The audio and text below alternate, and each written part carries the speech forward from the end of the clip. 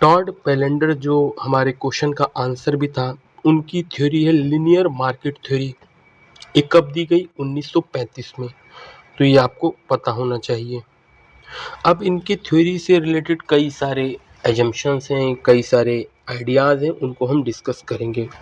First of all, ये Swedish economist थे। इन्होंने थ्योरी ऑफ इंडस्ट्रियल लोकेशन दिया 1935 में। इन्होंने अल्फ्रेड वेबर की तरह मिनिमम ट्रांसपोर्टेशन कॉस्ट की जगह इन्होंने आर्ग्यूड किया कि जो ट्रांसपोर्टेशन कॉस्ट है, सेलिंग प्राइस है, कंपटीशन है और मार्केट डिमांड, इनको एक साथ लेकर फोकस किया जाए, जहां पर बेस बनाकर एक इंडस्ट्री की लोकेशन सेट की जाए, मार्केट की लोकेशन सेट की जाए।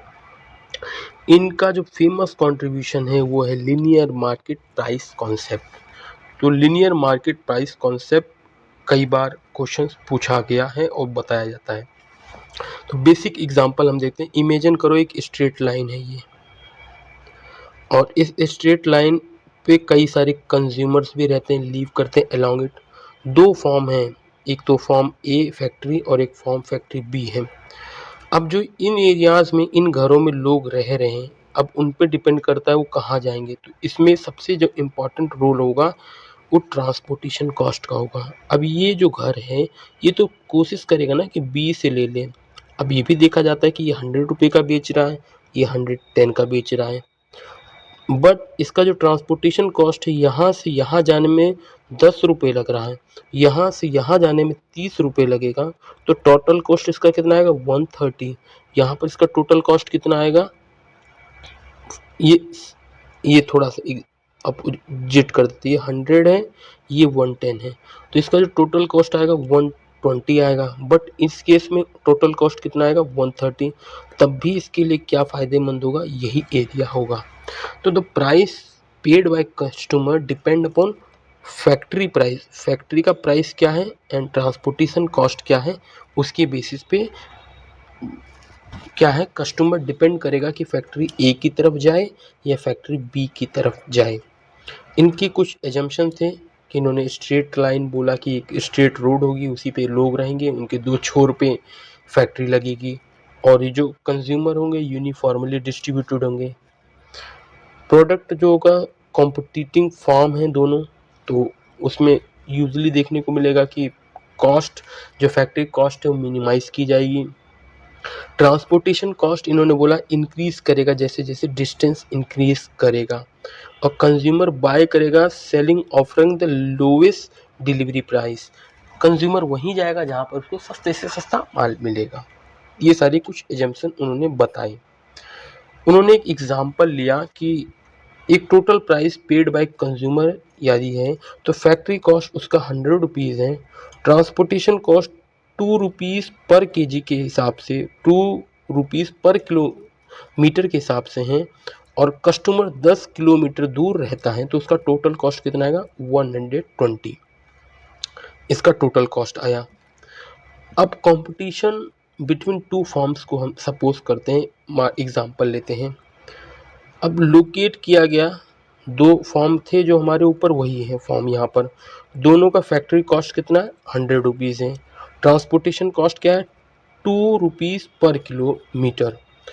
अब जैसे जैसे डिस्टेंस फैक्ट्री ए से इंक्रीज होगा, डिलीवरी प्राइस क्या है उसकी इंक्रीज होती चली जाएगी, क्योंकि ट्रांसपोर्टेशन कॉस्ट इंक्रीज हो रहा है। सिमिलरली जब हम देखेंगे बी से डिस्टेंस इंक्रीज होगा तो डिलीवरी प्राइस इंक्रीज होने लगेगी।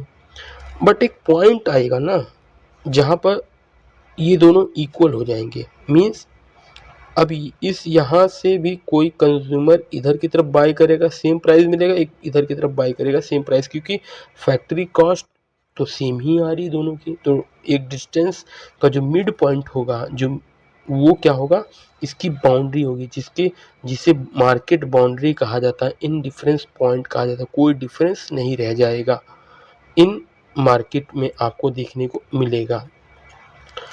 तो customer buy from factory A, customer buy from factory B, तो उसके बीच एक डिफरेंस देखने को मिलेगा आपको। कहाँ पर बाउंड्री क्रिएट होगी, कहाँ पर, जिसको मार्केट बाउंड्री कहा जाता है।